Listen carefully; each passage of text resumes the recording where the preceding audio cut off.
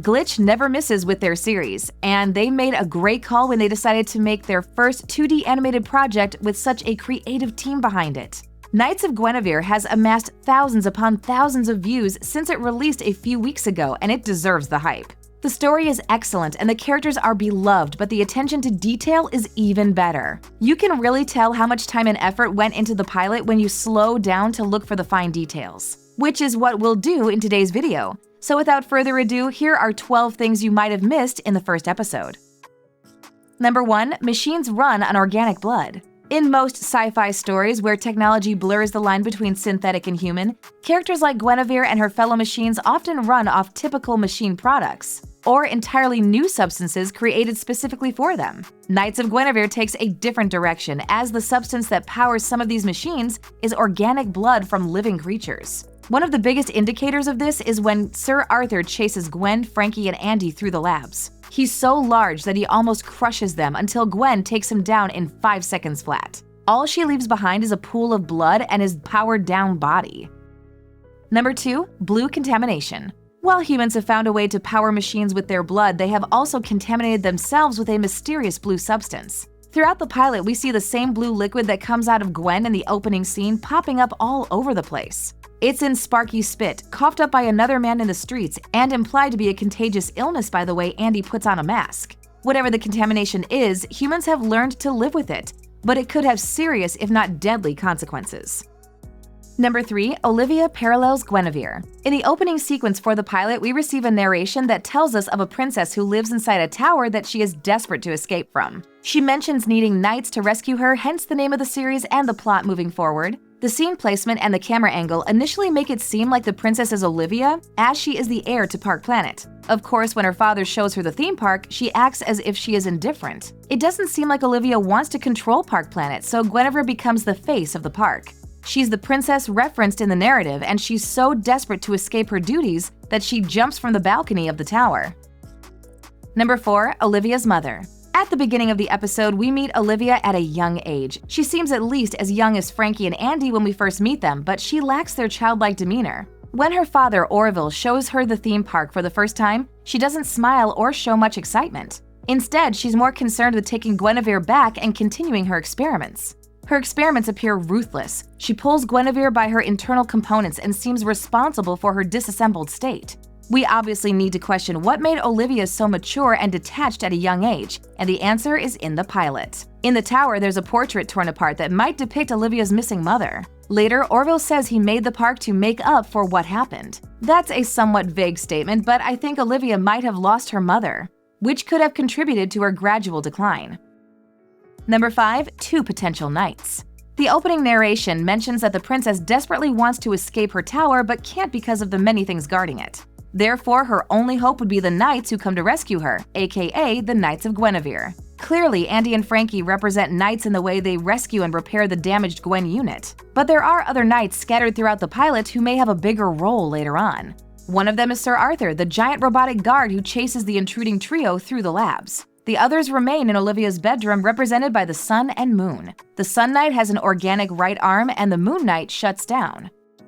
Number 6. Park Planet's expansion. So the premise of this series is that in the years to come, humans find themselves in a dire situation. We see a lot from a typical dystopian settlement like hodgepodge homes, people making a living by selling old belongings, and repurposing anything they can. Not everyone lives in squalor, however. Some humans make a home within Park Planet, where the theme park and its technological advancements give them a better life. It's safe to assume that these individuals are much better off because they have the necessary resources to survive.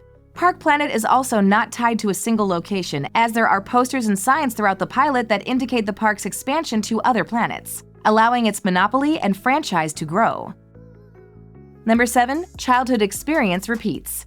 I'm someone who loves narrative parallels and callbacks. Fortunately for me, the pilot episode is full of them. One of my favorites is between Frankie and Andy. When we first meet them, they're mischievous children who try and fail to steal a prize from a claw machine on Park Planet. When we meet them again later, as adults, Frankie uses the same method to successfully steal the parts that Andy needs to repair an animatronic. These two scenes, side by side, highlight Frankie's skills and how much she has improved over time.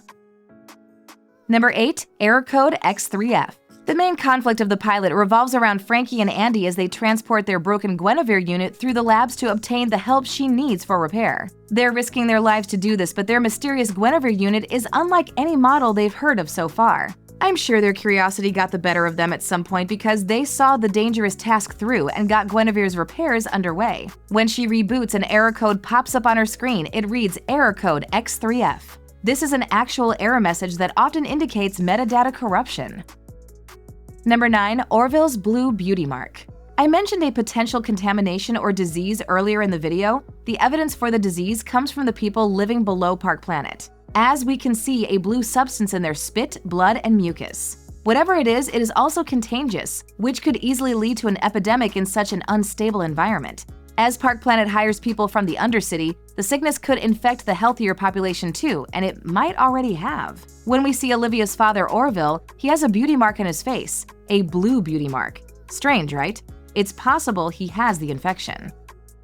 Number 10. The Broken Mascot. We're dealing with a mature love story here, so there are plenty of heavy and real-world topics that get discussed throughout the pilot. Granted, it's done so through the lens of a sci-fi fantasy story, but you get where I'm coming from. Life imitates art, as they say.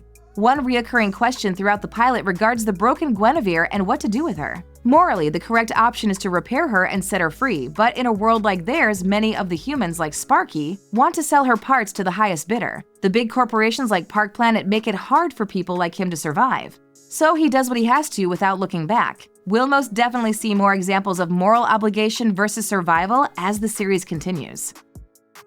Number 11. The Class Divide. This is a pretty glaring detail, but you might have missed it because we never get a glimpse of the theme park or the people who call it home. In this series, we're working with an apparent class divide and systemic oppression. There is the beloved and beautiful Park Planet, and there is the shunned society that lives beneath it in the shadows. The upper class in the park definitely shun their downstairs neighbors, and Andy gets fired from her engineering job over something small. While Andy and her fellow neighbors below the park don't look kindly on the upper class, even calling them crownies to further distance themselves from one another, this only deepens the divide. This divide shapes nearly every decision Frankie and Andy make, raises the risks of helping Gwen, and sets the stage for conflict with Park Planet. Number 12. Glitch Projects. Early in the pilot, I couldn't help but look for references to Dana Terrace's older work, or to other glitch projects. It didn't take long to find what I was looking for because these little Easter eggs appear toward the beginning. When Frankie and Andy sneak into Park Planet to use the claw machine, they attempt to hack it to retrieve the Princess Guinevere doll. Inside the claw machine are other plushies from the Amazing Digital Circus and murder drones. Each of these is another glitch project that is incredibly popular in pop culture right now, with one of them having a deal with Netflix. While I'm only covering 12 of them in this video, there are all sorts of hidden gems in the Knights of Guinevere. It's easy to see how much time and effort the team put into making the pilot one to remember, and its soaring popularity is well-deserved. I hope you enjoyed this video and give the pilot a watch if you haven't already. Are there any cool details you spotted in the pilot that I didn't mention? Feel free to share them with us in the comments section below.